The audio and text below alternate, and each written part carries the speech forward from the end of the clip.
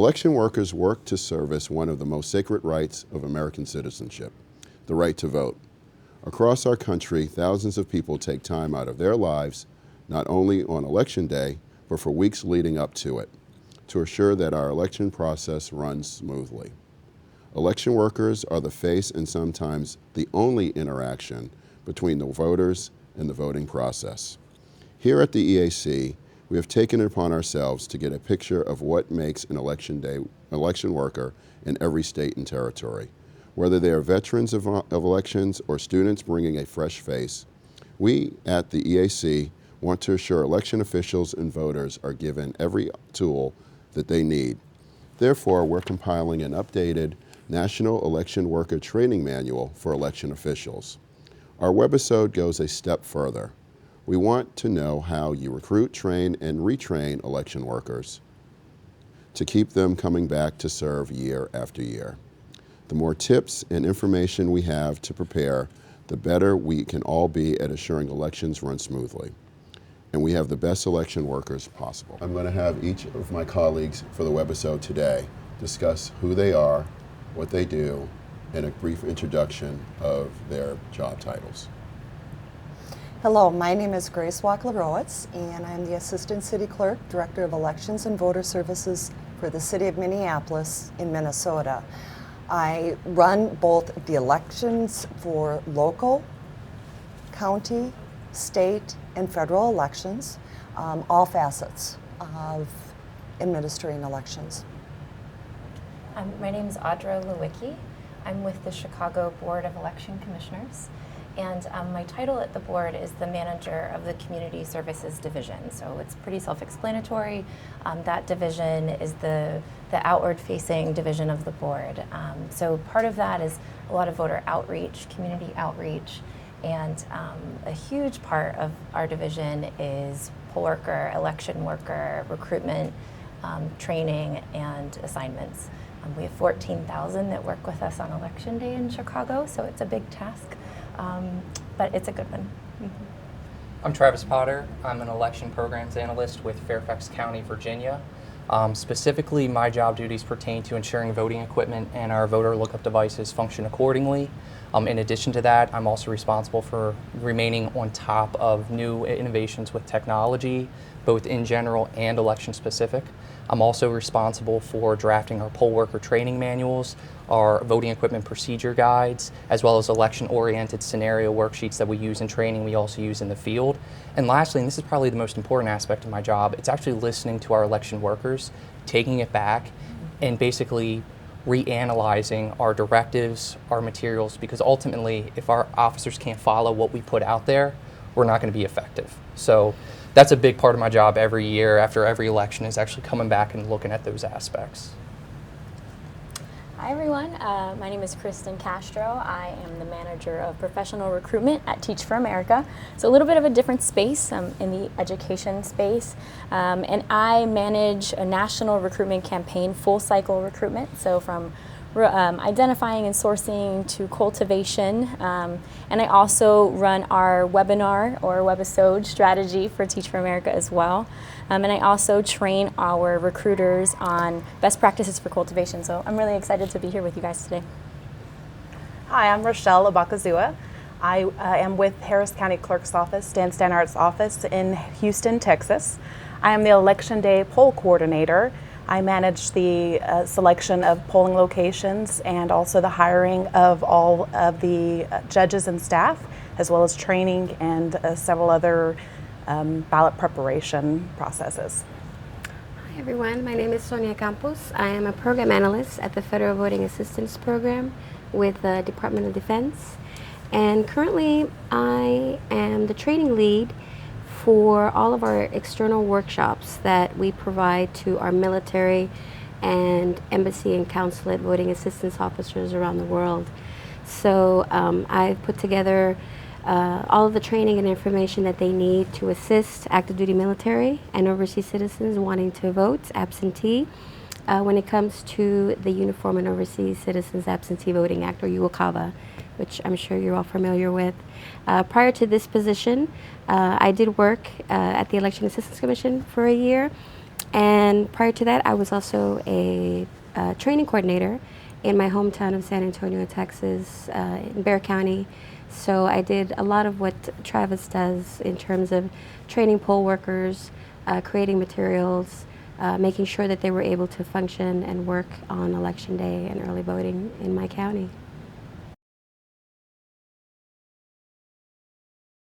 We have found really good success with strategic Facebook targeted ads. The ads are really, we have great turnout on our application pages from those Facebook ads. We can target it based on keyword or people's interests, location even within the city, the neighborhood that they live in. And so that's been really helpful. We link our Facebook page with Twitter as well, and then we post on LinkedIn and Idealist and other sort of service-oriented job postings. Absolutely, Travis. I am loving everything that you're saying.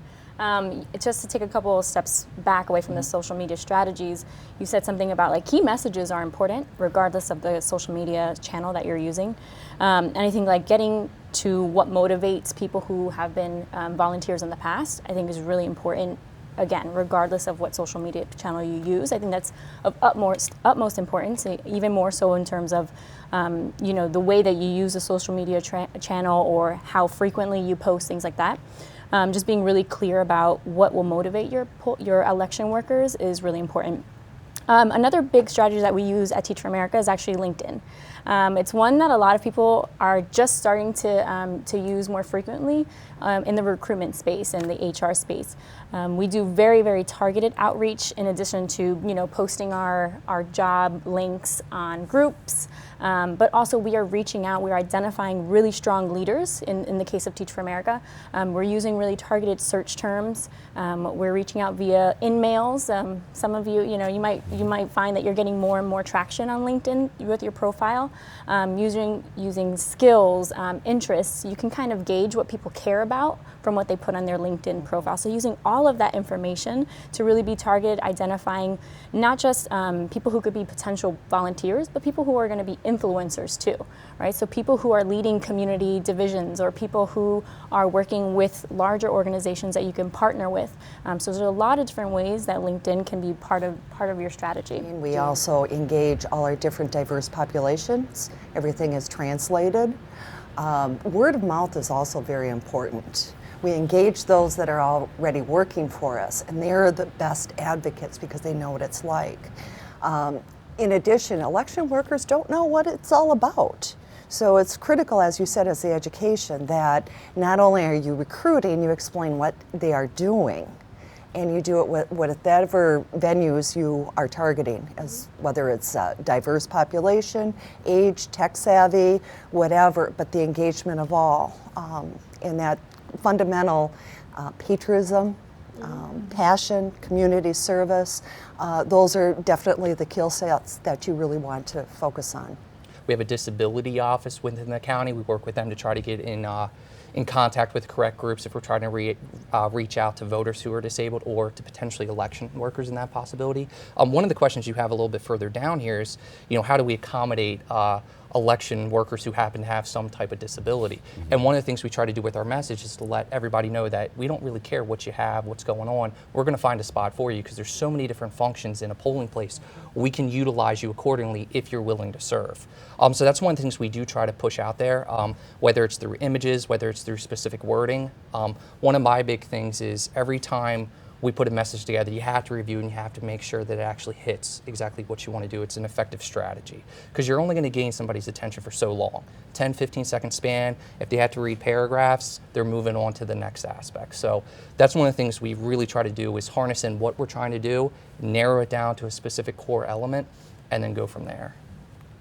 Yeah, I think relationships, like you said, are really important. So we have staff who specifically work with different communities within Chicago. So we hire bilingual poll workers, election workers in Spanish, Chinese, Hindi, Polish, and Korean. And so in order to get a huge group of people to come out and act as translators for voters. It's really important to establish relationships within those communities. Like how at the end of, at the end of the season, what we would call in Teach for America, at the end of the recruitment season, what are my outcomes going to actually be? So like just having a really clear pathway to an end goal, and then having that historical data and context have been really, really helpful and truly transformative as well. We used to do 1 month before, because if you train them 2 months before an election, come election day, it's very likely that they'll forget a lot of the information. So you have a conflict that you have to have the poll workers ready to go, but you have to make sure that you train them as close to the election as possible so they retain what it is that they need to remember for that particular day, which can be a challenge. In terms of training itself, what sort of videos and online training tools are being used now, and any methods of assuring whether these techniques have been successful and have been everlasting? We use online training as a refresher tool. It's because we're training 14,000 people, it's really hard to get all of that training in the month before the election. We also use online training as a refresher tool and also as a background. There is so much information that you have to provide these workers, and it can get very overwhelming to try to get it all done in a very short, narrow time frame. So sometimes we'll use that online training for the basics, the fundamentals, to give them a broad overview of what to expect. And then with the class training, we focus in more on how to actually perform those functions and the details and the procedures, because they have a basic understanding of what is going on. And we found that very successful. So is there a mixture of online training and in-classroom training that's used in Minneapolis? That is correct. All our classes are in person, they're not online. But we're in the middle of producing videos that will train how to use forms or train how to do a certain process. So they're 5 to 10 minute videos that will show how to do a particular function. Oftentimes a poll worker who's worked before will know what they're doing, but maybe they need a refresher on, say, how to do a provisional or how to do something that they haven't done in quite a while. Back in 2008, the state of Texas had started, maybe a little bit earlier, started a statewide online training program. And there was actually a Pew study that was initiated to see if poll workers actually did better on election day after they had done a face-to-face training session plus the online training session, or if it was the same if they just did face-to-face. And obviously if they had that extra reinforcement from the online training, the results were that they did better in terms of processing voters on election day. Our particular agency, we have the same similar online training that we have for election officials for UOCAVA, and it's very similar, interactive, ask questions. You get to print out a certificate at the end, and it's a great resource for election officials for that particular audience of voters that they have. The only issue that we would come across with the online training at the local level for poll workers was that it was difficult for them to get the hands-on training, which, having been a teacher and a trainer for so many years, having it to actually touch the machines, to open them up, to actually put the forms together, that is something that the online training really cannot do. And I think that's really the challenge, because such a big part of election day is making sure that the polling location is set up, the machines are put together, that they function, and that can really only be done with face-to-face. And if you have poll workers that only do online, that could be a big challenge if you're depending on them to open up a polling location. So I think election officials still struggle to make sure that they still get the full effect of a face-to-face program, and I feel the online training is more of a supplement that, may or may not cause problems if you don't have that hands-on experience. I think everyone agrees that you need to have a mixed model with training, because we're all from larger jurisdictions, and even the smaller jurisdictions, you have different populations and different needs. So I think we all agree that you need online, you need video, you need hands-on, you need interactive. So it's a mixture of all. You had indicated, Travis, the step-by-step instructions. I think we all have some type of a worker manual, and it's critical that that manual is simple language, very simple, easy to read, one sentences, not a whole 10-page dialogue of everything, very user-friendly, in easy steps, and we use a lot of photos as well as they go in through the particular functions. So that's a really good mix, and it's very successful, and that is online as well as getting a hard copy. Another success that we've had is as we're interacting with our individuals in the classes, they come up with questions. So when you mentioned a guidebook, for example, very clear language, but this could be a challenge to read and understand, especially provisional voters, for example. The process is written here, but not everyone is a reader of this information. So one of the things that, for example, I created when I was in Bexar County was actually showing a visual of how to process a provisional voter for those poll workers that were visual learners. In Grand Rapids, Michigan, they do student-led trainings for their returning poll workers that I'd really like to try and incorporate some of that into Chicago's training for returning poll workers. So they bring the students in and they separate them into small groups, and then they just let them go at it, setting up the precinct, making sure all the equipment's running, checking in voters, role-playing with each other, and then closing everything down at the end of class. And so, of course, trainers are there to help guide them through it and answer any questions they might have. But we have our election manual, and this is kind of an example of opening up our election equipment step by step with the photos and each step so they can visually see it, because they work probably 16 to 20 hours. Yep. They need, especially at the end of the night, when it's so crucial when they're trying to get the returns, you need to have very simple, clear-cut ways to remember how to do everything.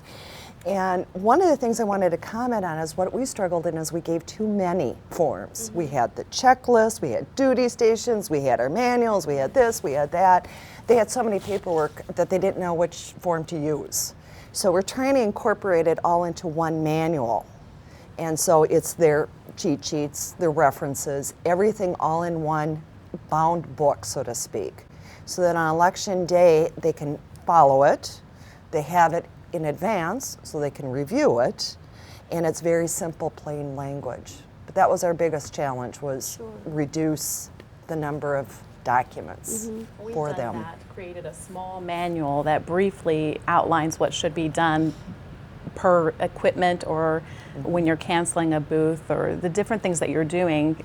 It provides a brief outline with a couple of pictures that specifically is supposed to kind of trigger their mind to remember what they got in training. One of the challenges that we're facing is that a lot of judges aren't necessarily going to the training.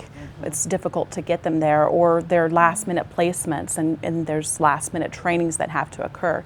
So we try to make sure that the information, that the manuals and then also quick information is available, but also we set up booths at our handout so that it's practically a polling location where people can go check out the forms, process themselves like they were a voter, so that they can remember, be reminded of what they did last year as a worker or in the last election if they happen to not make it to training.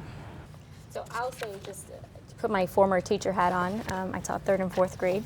So I think something that's time tested is like the gradual release model. And Sonia, you might remember this too. I know you're a former teacher. The gradual release model. So I do, we do, then you do. I think just foundationally speaking, it works. So I think seeing that in a lot of, and we see that too at Teach for America, what we, in our personal staff trainings, as well as core member trainings, alumni trainings, and things like that. Another time-tested tool is personalizing things and creating some humor so that people, it'll bring it down to their level to where they will remember. So one of the things we try to do is we obviously try to get all of the information down, and then we really focus on design, because ultimately it has to be aesthetically pleasing and has to be visually engaging. So I can give you a document of 50 steps, and if you're not attracted to actually pick it up, read it, and be embraced in it, you're not going to get that much out of it. So we try to take those 50 steps and we try to apply it in, like I said, a visually appealing method. So like this is an idea of like our check-in scenarios. The idea behind it is you have a picture, you have the person's name, their address, and exactly what needs to occur in that instance. After every election, what worked, what didn't. We get their feedback constantly on what works best for them. And we fine tune it so that we will do whatever is needed. And they're very vocal, they enjoy it, they take it very personally. And so with that nonstop interactive, we have quarterly newsletters, so they're always updated on what we're doing throughout the year. We also, Sonia, you had mentioned the testing. We kind of do it in the back end. We actually have 360 evaluations. The team workers, the regular election workers evaluate each other. The leadership evaluate them, their peers, as well as us. How well did we do the job? And based on that is how we can improve, but it's also, they take pride in what they're doing. And it's also an opportunity to say, who's ready for promotion? Who's ready for a higher leadership position? They've already kind of established their polling location, and then more than likely they'll stay at that polling location for the elections. I wouldn't say all of them, but I think the majority, in my experience, they stay and they have their community of friends. And so that, I feel, automatically gets established. That whole feeling of community, they're going to be together for that whole day. You know, they'll bring food. It's a fun event for them, I think, for the most part. One of the things that our county did also was to have recognition, something very simple like printing out a certificate from the county commissioners for all the poll workers. You can't really say this one did better than the other, obviously. Having these recognitions, and I know because I kept track of all of our 1,200 poll workers, I had their month of birth, and so we would give, through a spreadsheet, we would send out birthday cards. I know that that's something that logistically might be difficult, but something like that, it really brought out a very warm feeling from the poll workers, and a lot of them were very appreciative because they've never received a birthday card for it. To do something such as a breakfast or as a luncheon for their particular areas, we found that breaking it in an area like a commissioner precinct helps provide that community, and going and knowing that they're being recognized by the commissioner that they have elected provides this camaraderie between the judges. And we've found a lot of success with that. I think that it's really being values driven. It's really being mission driven. It's being part of this bigger picture. And I think that we Teach for America does a really great job about infusing that mission mindset in every single thing we do. So we have a 3-point approach. One of the things we try to do after every election is we try to put together a thank you for serving type of package. So we've partnered with the Washington Nationals to get them, obviously discounted tickets to go to a game. We've gotten them vouchers for local restaurants and so forth, just as a thank you for all that you did in this instance.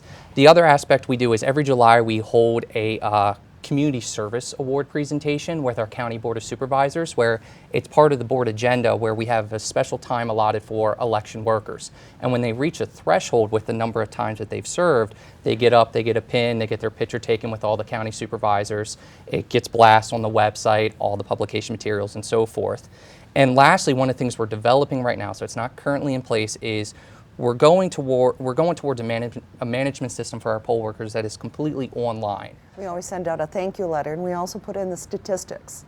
How many voters did they serve that day? What is the percentage? And they are so proud to relate to that.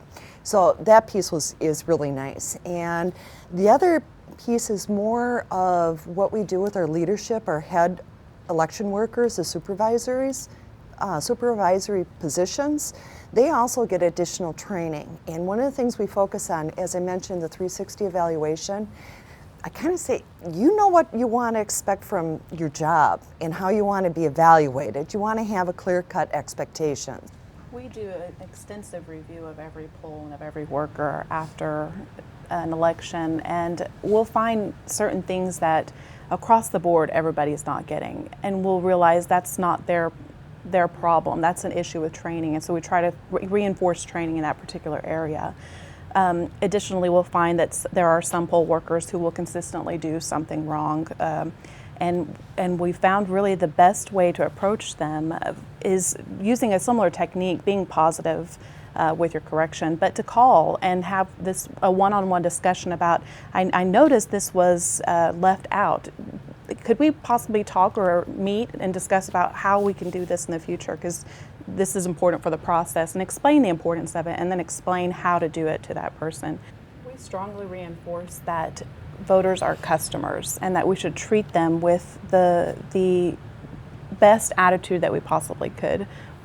We remind our judges to remain positive and to keep a smile on their face and to be grateful for the task that they're able to complete, the service that they're able to complete to the community, and that with them, because of their service, these voters can come in and partake in the democratic process. We're very honest up front when we recruit. In addition to our statutory requirements of what an election worker has to be, the city also has additional mandates or expectations, and that brings me to those type of difficult situations.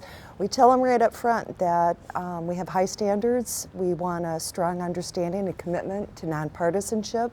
We talk about good communication skills, enjoy assisting diverse populations, demonstrating to detail, handle stressful situations calmly and professionally.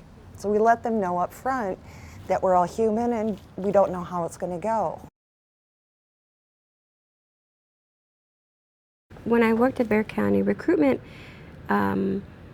happened in different stages when we were out doing outreach projects, letting people know, different organizations, about what we did in our department, whether if it was an elementary school, at different nonprofit organizations. The recruitment did happen, but it was already based on a very strong community of poll workers that were consistent and stayed with us for years and years and years. Word of mouth was always very important to us, especially given that we were part of a county that did require, for example, bilingual Spanish speakers at the time, and they still do. And having that recruitment through word of mouth was very important for us. I believe it's very important to use a variety of tools, all the tools at your disposal, in order to try to recruit poll workers. And by using all of these tools, you can reach many different people groups. I think not only do you need to do media campaigns and print campaigns, but also reach out to the press and put press releases out regarding the need for poll workers. Also we work with some bilingual television broadcasters who will let us come in and do phone-a-thons so that people can call in and be recruited basically to work for us. Getting the word out is the biggest thing, and doing that requires every tool. Also realizing that it's our job to inform the public that it's a big job, but that there are a multitude of ways that we can do that. Regarding training, I think it's best to be as personal and up-to-date and contemporary as possible. Try to provide the different outlets for people to learn. So large training events, and then also one-on-one training, offer last-minute training. Try to get coverage around every area for anybody who could possibly need it, and develop the relationship with your judges and with your election workers. Let them know how appreciated they are and the important task that's been assigned to them and how much you value them. And the more grateful that you are for them and the more support you offer to them, it will continue to bring them back and create a successful staff of election workers. I would say, my guiding star is always backwards planning. So knowing what is my absolute minimum that I need. Again, in my work, it's how many core member applications do I absolutely need? How many can I kind of push the boundary on and actually like increase from the last year, last 2 years, or what have you? And then what is like the reach? Like, I really, really want like 8,000 million, applications, but what is that reach number too? So like knowing all of like those goals, those end posts for me, and then kind of backwards planning from there, like again, rooted in data. Like what do I know about how many people show me on my online events, and like plan for that. So that no longer am I looking for 30 attendees, I'm actually going for 80 attendees because I know that 50% of them not going to show, despite my best efforts, right? But being really targeted and strategic in that sense, in terms of like having the data rooted in like just backwards planning, knowing where you're supposed to go so that you know how to get there, you can forge that pathway forward. One thing that I wanted to mention, that's something that we implemented a couple years ago that I think might be helpful. I think a couple of you mentioned that you do this already, but implementing like a full-scale referral campaign, like gathering information about people is so critical, so that you have a database to work from and reach out to in the next election or next year or what have you, so you have that that kind of information to work from. Again, I agree with you, multifaceted approach, but at the same time, you don't want to just blanket. To Travis's earlier point, you don't want to blanket to try to outreach everyone, but also be strategic and targeted. Prioritize, right? Who are your lowest hanging fruits? Who are you definitely going to get to the poll? 85% election workers return. We're going to definitely they're going to come back. So we don't need to spend time there, right? So just being really strategic, really. Rooted in data, looking at your historical outcomes and just being really strategic is what I would say, coming from outside of the election space. So for me, irrespective of whether it's recruitment, training, dealing with poll workers themselves, I would say that you need to have an approach and solutions that are simple, durable, and flexible. I think those are the three core elements that you really have to look at. You have to be willing to adapt with the times, and you have to not be afraid to change things up. One of the biggest things we try to basically supersede, in my opinion, is the fact that we've done it this way or that's proven not to work. Well, society is consistently shifting. The dynamics that actually go into what you're putting out are changing. So you have to be willing to actually take the information that's available to you and apply it, not just say we've done this way for so long. Well, what is the data telling me to actually make the changes that are necessary? So irrespective of whether it's recruitment, training, or like I said, election workers, don't be afraid to change things up and try something new. If it doesn't work, you go back to the drawing board and you try something else. Big takeaways for recruitment are always balancing quantity versus quality. That's a really fine line to walk. We found that when we only do blanketed approaches, even though we do get great numbers, it's not necessarily great numbers of people who can really do the job and get the job done. And so it's really important that we spend just as much time in in-person recruitment as well as online or newspapers or radio. So just always keeping in mind that for every person you recruit, you really, online, you really need to recruit someone in person to make sure that you know that they can get the job done. Also, it's important that your recruitment and application methods, in my opinion, are in line with what you expect your election workers to be doing on election day. We had a paper application for years, even though there's very little paper in the precincts anymore. And so we still have that paper application for people who just don't want to change. That's fine. We still want you to come back. Elections will not happen without you. But we also need to be encouraging people who don't use the Postal Service to mail in paper applications anymore. And we really need to be reaching out to other populations who want to use an online system, just so that we're filling in those gaps of the folks who are retiring and who aren't interested in coming back anymore.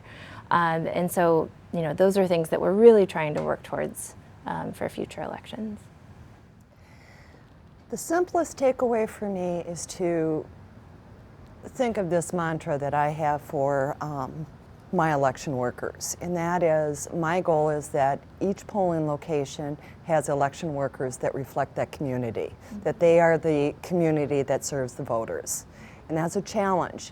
But if you look at it from that perspective, you're going to see recruitment. You're going to focus on each of those polling locations and the needs of that particular community. And that's where you're going to develop the relationship with the diversity, with age, race, technological. It's all there because you're reflecting the community in each of the polls. Same with training. You're going to go with interactive. Some of it will be online. Some of it will be hands-on. Again, it reflects your community. And then finally, with retention, the biggest thing is to respect your election workers. They have a huge responsibility, and they do work just once or twice a year. They take on a lot. And so to engage in them and appreciate them, they'll stay around. So that's my takeaways. One of the great things that the EAC does is it has a 6 tips to employ effective poll workers, and we also have an election worker guidebook for 2016. I want to thank you all for participating today, and with that, I would say goodbye.